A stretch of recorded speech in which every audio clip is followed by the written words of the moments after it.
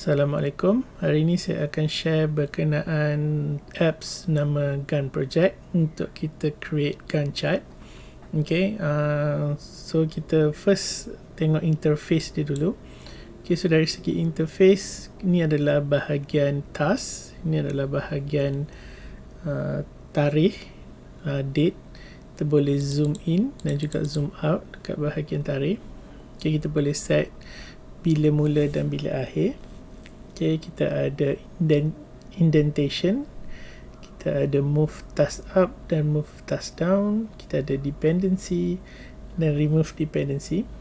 Alright, so the simple task yang kita akan create adalah berdasarkan final project. So ada beberapa task bermula daripada minggu 8 sehingga minggu 14. So first thing first, kita create kita punya milestone, which is project proposal dan juga final project. So kita right click atau kita tekan Ctrl T untuk new task. So, kita just letak nama je dulu. Okay, double click untuk bagi kepada property task. Alright, so kita type project proposal. Okay, so in terms of tarikh semua kita akan adjust kemudian. Kita letak dulu semua milestone. So kita ada 2 milestone. So kita ada final project dan juga project proposal. So ini adalah 2 milestone. Then kita create task. So macam saya maklum tadi, kita ada task daripada minggu 8 sampai 14. So task minggu 8 kita buat W08 adalah untuk project proposal. Okay, so next task kita ada week 9. Week 9 adalah storyboard and scout location. Okay, seterusnya saya tekan shortcut Ctrl T. Okay, kita ada week 10 untuk production video and website development. Okay, so minggu 11 sama juga, production video dan juga website development. So kita terus pergi pada task minggu 12. Okay, so minggu 12 video editing and promotional solution.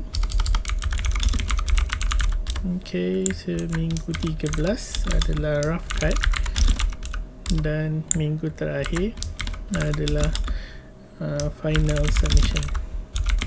Okay, so kita dah senaraikan milestone, 2 milestone dekat bahagian atas dan 6 task, which is balance 6 minggu lagi. Okay, dan kita susun semula untuk project proposal. Untuk milestone project proposal, task dia adalah project proposal presentation. So saya tinggal perkataan presentation. Okay, so just double click untuk buka properties. Alright, so kita pergi dekat task up. Okay, so project proposal dan milestone project proposal. Task dia adalah project proposal presentation. So kita boleh gerakkan untuk nampak the whole thing. Okay, dan untuk final project kita ada storyboard and scout location, promotional production video and website development minggu 10 dan 11. Manakala minggu 12, so kita ada minggu 11 kita skip. So minggu 12 video editing and promotional solution, minggu 13 rough cut dan minggu 14 final submission. Okay, so once kita dah senaraikan milestone dan juga task, so kita baru kita adjust date. Okay, kenapa? Nanti kita akan tengok. Okay, so untuk minggu 8, so minggu 8 adalah pada 31 Ogos. So kita double click ataupun kita pergi dekat task properties. Okay, so kita betulkan begin date dia. So begin date adalah sepatutnya tadi adalah 31 Ogos dan durasi dia adalah 5 hari bekerja. So durasi dia 5 dan kita tekan OK. So kita boleh nampak dekat sini.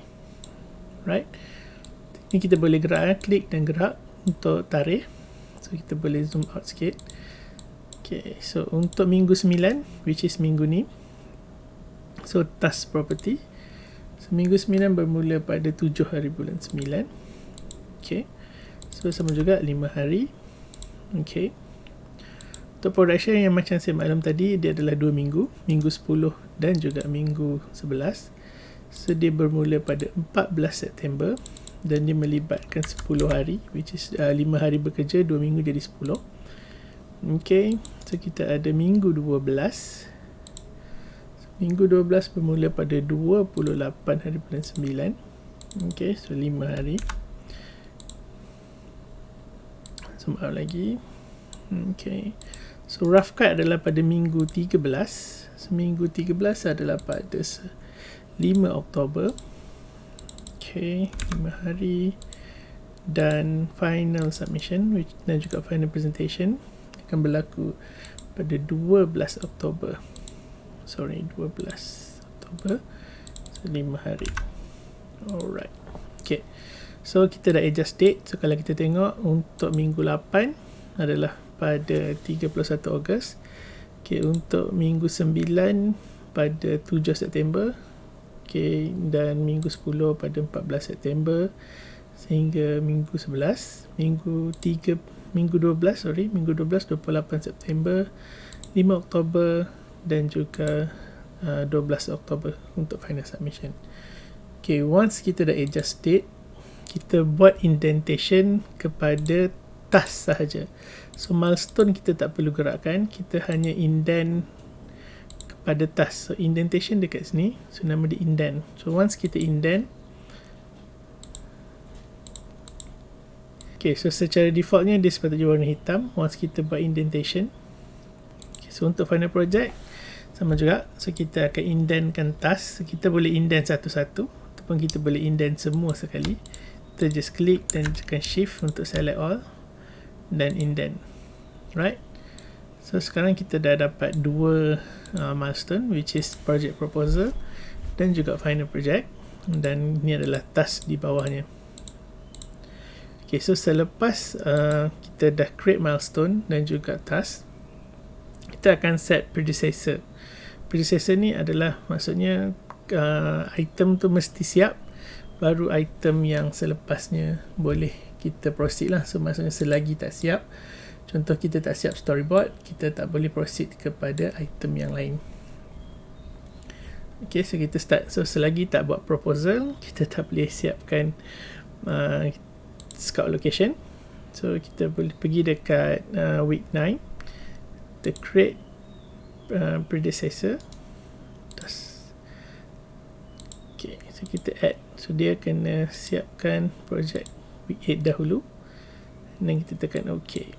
Right, so akan ada arrow ke bawah. So benda yang sama juga, dah ada storyboard, dah ada scout location, barulah kita boleh buat production dan juga development.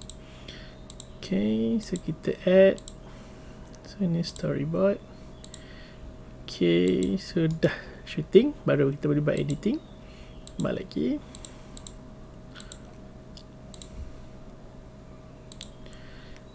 Okay, dan dah siap editing, barulah kita boleh hasilkan rough cut.